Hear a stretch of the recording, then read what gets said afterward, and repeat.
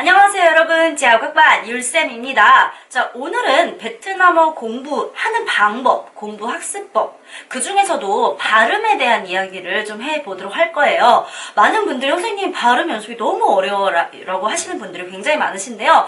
이거는 제가 어릴 때부터 베트남에 살면서 실제 베트남 로컬 스쿨에서 했던 그런 훈련법 플러스 제가 언어 공부하는 걸 굉장히 좋아합니다. 그래서 뭐 중국어 공부도 했었고 일어 공부도 했었고 뭐 프랑스어 공부도 잠시 조금 했었고 뭐 이런 식으로 좀 언어 공부하는 걸 조금 좋아해요. 공부할 때 제가 항상 신경 쓰면서 이런 식으로 발음 훈련을 했었거든요. 굉장히 효과가 좋았기 때문에 여러분들한테 이렇게 설명을 드리고자 합니다. 자, 본론으로 들어가서 발음 연습할 때 3가지만 여러분들이 좀 잘 기억을 해주시면 될 것 같아요. 물론 여러분이 선생님 저는 당장 시간이 너무 없고 저는 베트남어를 그냥 조금 그냥 기초 회화 뭐 이렇게 그냥 생활 회화 뭐 이 정도만 하고 싶은 거지 베트남어를 뭐 진지하게 하고 싶은 게 아니에요 라고 했을 경우에는 여러분 이게 해당되지 않습니다. 저는 약간 좀 진지하게 나는 공부하고 싶어 하시는 분들을 위한 영상이다라고 좀 기억해 주셨으면 좋겠습니다. 자, 그래서 3가지 기억하셔야 될 게 뭐냐면 첫 번째는요, 받아쓰기 훈련을 좀 꾸준히 하시는 게 좋다. 자, 2번째는 자신의 발음을 꼭 녹음해서 들어봐야 된다. 3번째는 베트남어를 할 때 자연스러우려면 끝을 조금 끌어야 된다. 이거를 좀 잘 기억해 주셨으면 좋겠습니다.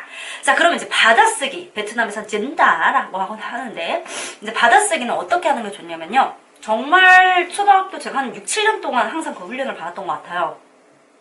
일단 이 알파벳이 있고 그 위에다가 들으면서 성조를 먼저 기입하는 연습을 하시면 좋고요. 성조를 다 하고 나면 이제 알파벳 들리는 대로 쓰는 연습. 그렇게 알파벳 단어 연습을 다 하고 나면 단어 성조를 다 같이 하고 단어 성조를 다 같이 쓰는 연습. 마지막으로는요, 문장을 여러분들이 이제 써봅니다. 그래서 문장이 다 내가 쓸 수 있다, 어느 정도. 그러면 마지막은 이제 문단을 여러분이 써보는 연습을 하셔야 돼요. 그러니까 그냥 mp3 파일 듣고 쭉쭉쭉쭉쭉쭉 적는 연습을 하시는 거죠. 이게 하면, 이걸 여러분이 잘하면요, 굉장히 여러분의 베트남어 발음에도 듣기에도 분명히 엄청나게 큰 도움이 됩니다. 여기서 선생님 말하기 지금 발음 얘기하고 있는데 왜 듣기 얘기를 하고 받아쓰기 얘기를 하냐라고 질문한다면, 여러분 듣기랑 말하기는요, 엄연히 이렇게 이어져 있는 거예요. 그래서 내가 발음이 좋으면요, 듣기도 분명히 잘할 거고요. 내가 듣기를 잘하면요, 발음도 보통은 좋은 편입니다. 근데 내가 발음이 안 좋으면 듣기도 분명히 꽝이에요, 꽝. 그래서 듣기 훈련과 말하기 훈련을 정확하게 하셔야 됩니다. 왜냐면 보통 받아쓰기 제대로 안 하고 발음이 이상하신 분들은 왜 듣기가 안 되냐면, 내가 알고 있는 이 발음의 체계, 이 성조의 체계는 이렇게 올라가는 게 아니라 막 애매한 거예요. 그러니까 남이 올라가는 성조를 했을 때 그걸 그렇게 받아들이지 못하는 경우가 굉장히 많아요. 그래서 받아쓰기 훈련 되게 중요해요. 여러분 그냥 쉽게 생각해서 우리 어렸을 때, 우리도 한글 배울 때 어땠어요? 국어 배울 때 받아쓰기 되게 중요시하면서 국어를 배웠죠? 똑같습니다. 받아쓰기는 정말 정말 중요하다.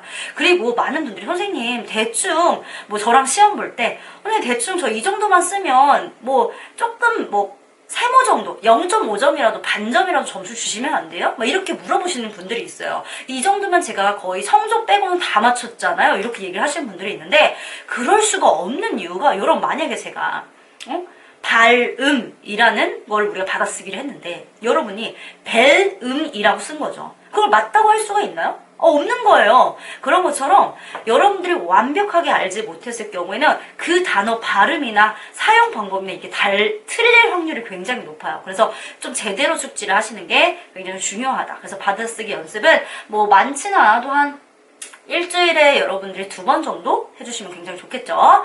자, 2번째, 녹음하기. 제가 되게 말씀을 드렸는데, 녹음하기는 먼저 이제 원어민 발음을 듣고 10번 이상씩을 따라합니다. 근데 이때는 그냥 따르기보다는 명확도가 우선이에요. 그래서 뭐 예를 들어 뭐 위유뉴라는 우리 그런 단어가 있죠. 위유뉴 이거 할 때도 그냥 위유뉴 계속해서 듣고 따라하는 거예요. 위유뉴 이거 엄청 따라해요.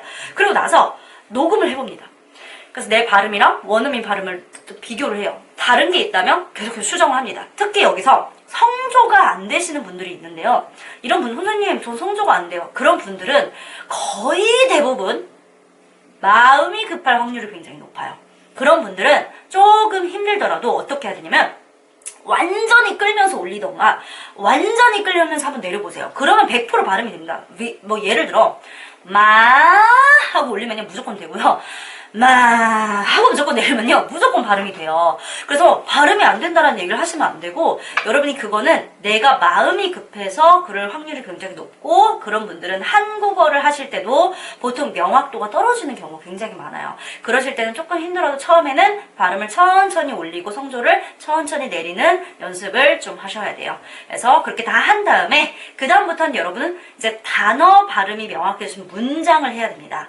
뭐 너 피곤해? 동생아 너 피곤해? Em có mệt không? 이 단어가 있죠. 이 문장이 있죠. 그럼 이거를 em có mệt không 하나하나씩 먼저 연습을 하는 거예요. 그래서 em có mệt không? em có mệt không? 이런 식으로 계속 한 다음에 이게 또박또박 읽는 게 다 가능해졌다. 그럴 때는 이제 느낌과 스피드를 연습하셔야 돼요. 뭐 예를 들어 이런 거죠. 베트남 사람들이 누가 피곤하냐고 할 때 em có mệt không? 이렇게 얘기하겠어요. em có mệt không? 이렇게 물어봅니다. 즉 잘 들어보면요. em có mệt không? 이게 무조건 빨리 한다고 되는 게 아니에요. có mệt, có mệt. 여기 부분을 잘 들어보면 베트남에서는 có 다음에 오는 동사나 형용사를 좀 이어서 연음처럼 발음하는 경우가 굉장히 많습니다. em có khỏe không? 이렇게 얘기하는 것처럼 có khỏe, có mệt, có đi, 이런 식으로 좀 이어서 해요. 그래서 em có mệt không? em có mệt không? có mệt 은 굉장히 빨리 한다. 이거를 잘 파악해서 여러분이 연습을 하셔야 됩니다. 자, 그러면서 또 다시 본인 걸 녹음해보면서 수정해보는 거죠. 너무 하루에 많은 걸 양을 하려고 하지 말고, 예를 들어서 하루에 한 문장만 처음에 단어로 시작해서 문장으로 한 다음에 스피드까지 완벽하게, 이렇게 하루에 한 문장 정도만 내가 완벽하게 한다고 해도 여러분 이게 엄청나게 많이 도움이 됩니다. 자, 세 번째는 아까 말씀드렸던 것처럼 베트남어는 좀 끌어야 된다라고 얘기했잖아요. 베트남 사람은 이렇게 발음 안 한다는 거예요. Em có mệt không? 이렇게 끝나지 않아요. Em có mệt không? không. 잘 들어보면 빨리 말함에도 불구하고 마지막에 있는 단어는 좀 끌어요. Em có mệt không? 그쵸. 이렇게 발음한다는 거예요. 대부분 여러분 베트남 사람 다 그렇게 발음하기 때문에 여러분이 좀 더 베트남어를 자연스럽게 하고 싶을 때는 뒤에를 조금 끌어주는 게 굉장히 중요하다. 그리고 항상 뭔가 베트남 사람이 약간 말할 때 그 끄는 말투가 있어요. 절대 우리는 안녕하세요 이렇게 가지 않고요. 안녕하세요 이런 느낌이 나는 거죠. 그래서 그걸 잘 기억해 주셨으면 좋겠습니다. 자, 여기서 조금 주의하셔야 될 사항을 말씀드릴게요. 입문자분들한테 하고 싶은 말씀인데요. 드리고 싶은 말씀인데요. 도금에 너무 의지하시면 안 돼요. 많은 분들이 도금 이렇게 뭐 예를 들어서 맷컴 하면 맷이라고 미음 에 디귿 이렇게 써져 있고 뭐 컴 하면 콤이라고 막 써져 있고 이런 걸 너무 의지하시면 안 됩니다. 사실 저는 그냥 아예 도금을 보지 않고 원어민의 입모양을 보면서 최대한 따라하는 거 이거를 추천드리긴 합니다. 근데 그게 너무 어렵다고 하실 경우는 완전 입문 정말 공부하실 때 잠시만 도금을 보시고 그 다음부터 절대 보시면 안 돼요. 왜냐면 외국어를 완벽하게 한국어로 표기할 수 있는 방법은 없어요. 그래서 자꾸 이상하게 발음할 가능성이 되게 많아요. 지금 이 영상을 보고 계신 분들도 아마 스스로가 내가 너무 도금에 의지했나라고 생각하실 거예요. 왜냐면 특히 왜 북부에서 z 발음할 때 이 z 발음 해야 되는데 여러분은 z 발음 안 하시잖아요. 그쵸? 그렇게 자꾸 지읒 발음 하시잖아요. 지읒 발음 절대 안 되거든요. 그래서 그런 것도 여러분 좀 잘 생각을 하시고, 그리고 선생님이 여러분 이 알파벳은 이 단어는요 이렇게 소리가 납니다라고 했을 때는요 그렇게 따라하셔야 돼요. 많은 분들이 이제 입문자분들이 아직은 베트남어가 익숙하지가 않아서 들리는 대로 자꾸 말씀을 하시려고 하셔요. 예를 들어 우리 너 이거 있잖아요. 이 너 같은 경우는 여러분 어떻게 발음하려고 그래요? 선생님 이거 리을처럼 들려요.